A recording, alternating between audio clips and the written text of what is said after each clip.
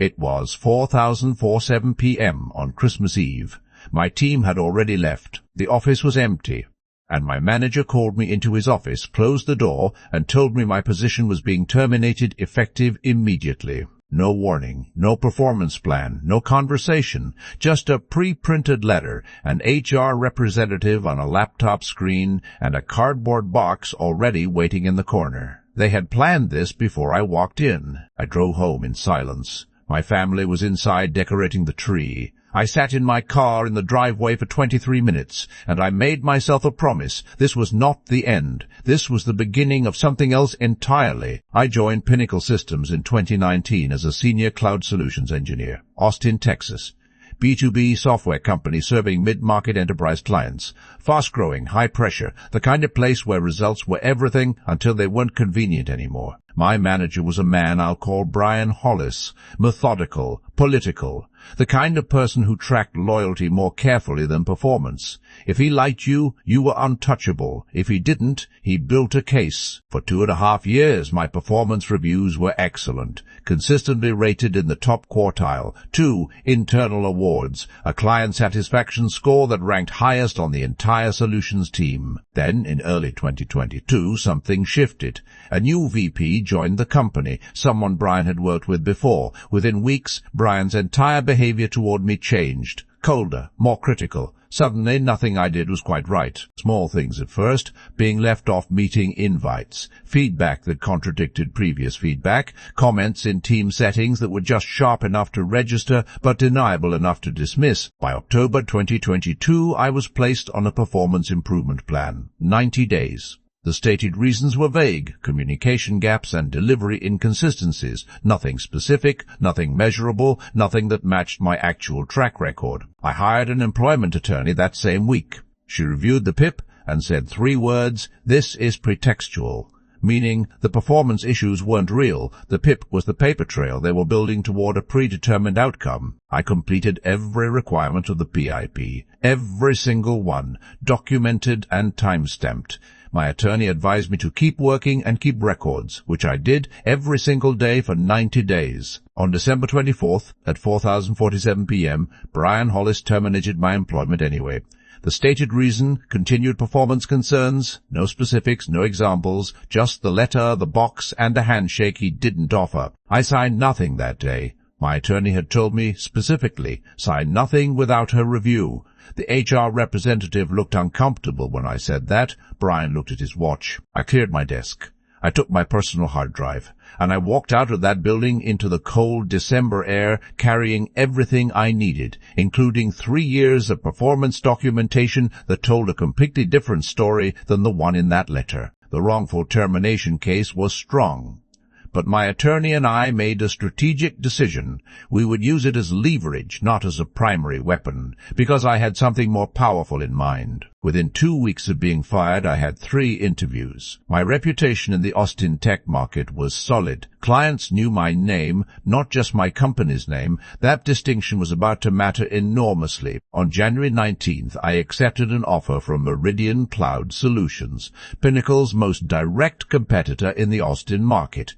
Same client segment, overlapping service portfolio, and a base salary 30% higher than what Pinnacle had been paying me. I started February 1st.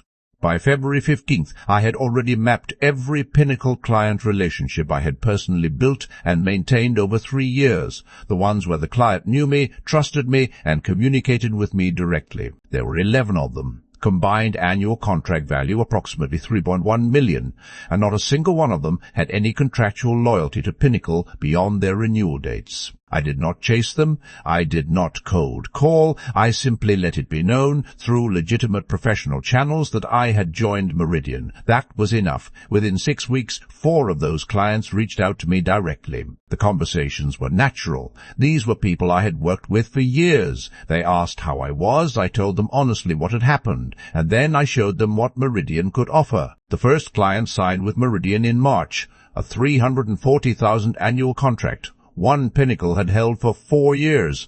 The second followed in April, then 2 more in May. By June 24th, exactly 6 months after Brian Hollis handed me that termination letter, Meridian had signed 4 former Pinnacle clients worth a combined $1.2 million in annual recurring revenue. Pinnacle's leadership noticed. Of course they did. 4 enterprise clients don't leave a company in 4 months without someone asking why, and when they asked, the answer kept coming back the same. The clients had followed me. I heard through a former colleague that Brian Hollis was called into a meeting with the new VP in late June. I don't know exactly what was said. What I do know is that Brian's LinkedIn profile changed 2 months later from Director of Solutions at Pinnacle Systems to Exploring New Opportunities. He was gone. The clients were gone. And the pip that was supposed to erase my career had instead handed me the documentation I needed to prove exactly what had been done and why. The wrongful termination case settled in August. I am bound by confidentiality on the specific amount. What I can tell you is that it covered legal fees, lost earnings, and more. And it included a formal written acknowledgement that the stated performance concerns were unsubstantiated. I keep that acknowledgement in a folder, not because I look at it often, but because some documents deserve to exist. Here is what 3 years in that situation taught me. Your reputation is not owned by your employer. Your relationships are not owned by your employer. Your skills are not owned by your employer. The only thing they control is your access to their building. And they can revoke that any time they want. But they cannot revoke what you built with people. They cannot repossess trust. They cannot terminate a relationship that exists between 2 human beings who chose to work together. Brian Hollis fired me on Christmas Eve because he thought I was the kind of person who could be discarded quietly. He miscalculated one thing. He thought the value was in the company. It was in me the entire time. Document your work. Build real relationships with the people you serve. And if someone hands you a box on Christmas Eve, don't let them see your hands shake, because the most powerful thing you can do in that moment is walk out calmly, go home, and start building what comes next. So, here is what I want to leave you with. Somewhere right now, someone is being handed a termination letter they don't deserve, and somewhere else, a competitor is about to get the best hire they've ever made. Sometimes getting fired is just a transfer. You just don't know it yet.